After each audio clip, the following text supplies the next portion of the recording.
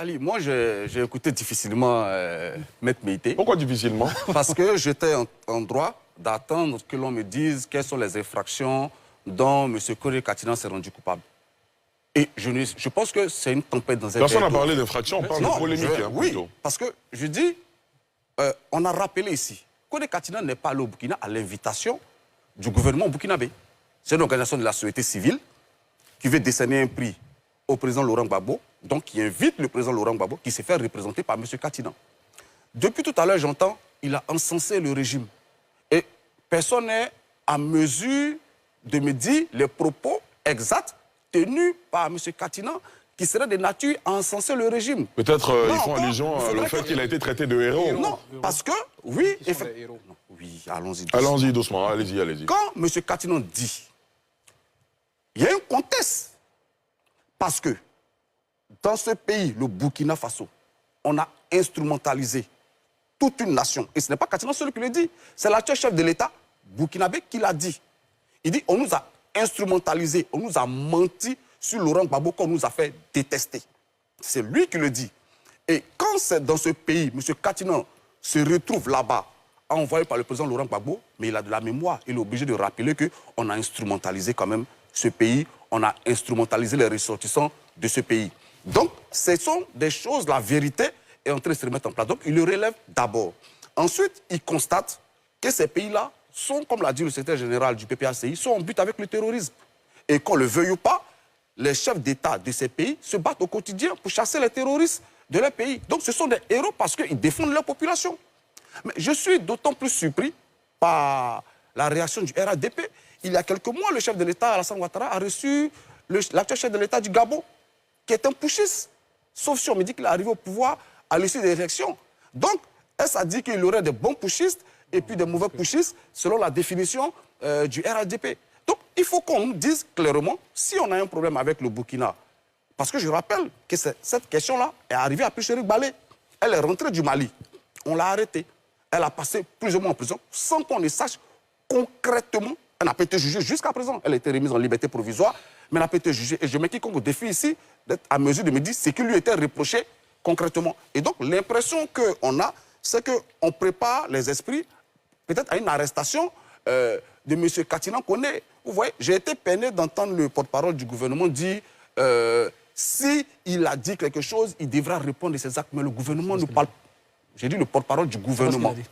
Il a dit, alors, laisse terminer, le porte-parole du gouvernement, il a dit, si il a tenu des propos subversifs, voilà, c'est la condition que je pose. J'ai dit, le gouvernement ne devrait pas parler comme ça. L'État a les voies et moyens pour avoir l'information exacte.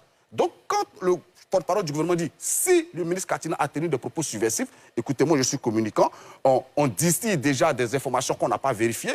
J'ai vu tout à l'heure Maître Meïté qui citait même des articles à trait à la trahison, mais quand même, c'était une analyse. Oui, mais je veux dire que l'analyse, elle est tendancieuse. Excusez-moi.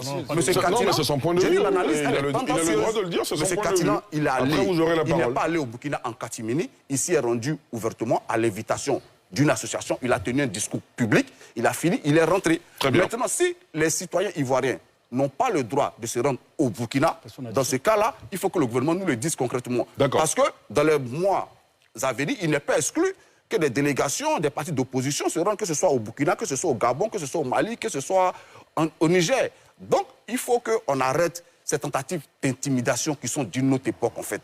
Il faut qu'on arrête. Et j'ai été, excusez-moi, j'ai été choqué de voir que le parti au pouvoir, qui monte sur ses grands chevaux avec le ministre Adjoumani et le ministre Madou Touré pour évoquer cette question-là. Et puis peu de temps après, le porte-parole du gouvernement qui l'évoque et on en fait tout un plat.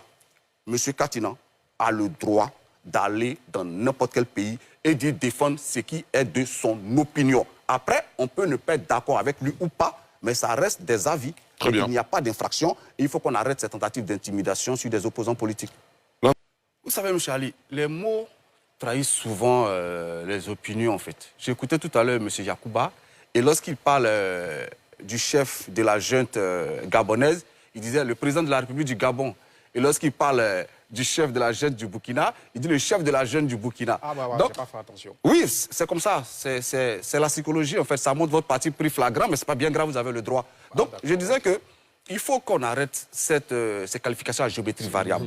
Il faut qu'on arrête de s'effrayer avec des débats qui, à mon sens, n'en valent pas la peine. Monsieur Katinan, il est en droit d'aller au Burkina. J'écoutais Maître Meïté qui disait qu'il n'y a pas la démocratie au Burkina. Excusez-moi, mais si je voulais polémiquer, j'écoutais Maître Meïté qui disait qu'il faut être loyal vis-à-vis de son pays. Franchement, je n'ai pas envie de polémiquer. J'écoutais Maître Meïté qui disait que M. Katinan apporte son soutien à des rebelles, à des terroristes. Franchement, je n'ai pas envie de polémiquer. Non, vous pouvez pas. Non, je n'ai pas envie de polémiquer parce que l'histoire de la Côte d'Ivoire, elle est récente.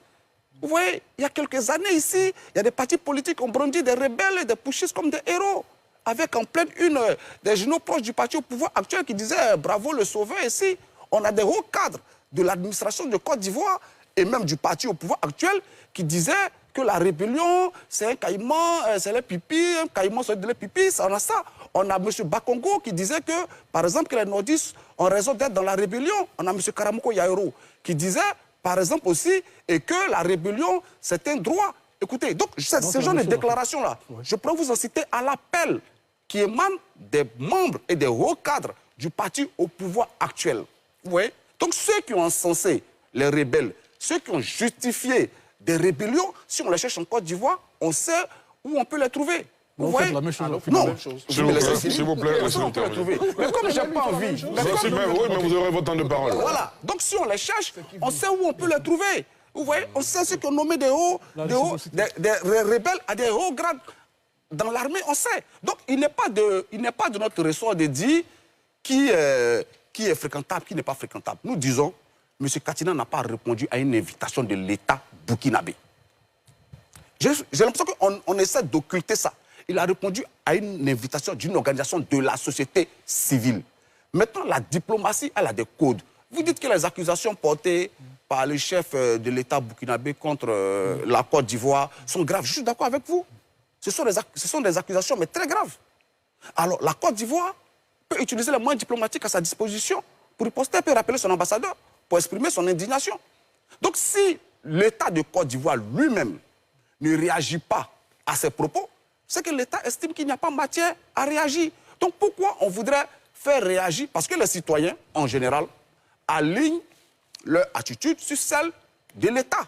Donc si l'État ne rappelle pas son ambassadeur, si l'État ne saisit pas, que ce soit la CEDEAO, bon, ils sont sortis de la CEDEAO, mais l'Union africaine, pour traiter cette question, c'est que l'État estime que ce n'est pas un problème. Donc pourquoi est-ce qu'aujourd'hui, vous voyez, on est en train de passer des heures à parler d'un simple voyage de Katinan de 48 heures au Burkina, alors que, par exemple, on a des familles qui sont en train de dormir à la belle étoile aujourd'hui parce qu'on les a déguerpis depuis plusieurs jours sans les payer. Mais c'est le Katinan qui fait l'actualité. Et vous voyez, le parti au pouvoir, que ce soit le parti au pouvoir qui s'en inquiète, je peux comprendre. Mais que ce soit le gouvernement qui se prononce, qui émet des hypothèses, je disons, arrêtons de vouloir livrer M. Katinan à la venue populaire de préparer les esprits à une éventuelle arrestation. On va vers une décrispation de la scène politique ivoirienne. Les Ivoiriens ont le droit d'aller venir partout. D'accord. Et d'exprimer des opinions, fussent-elles en contradiction avec l'opinion de ceux qui sont au pouvoir aujourd'hui en Côte d'Ivoire.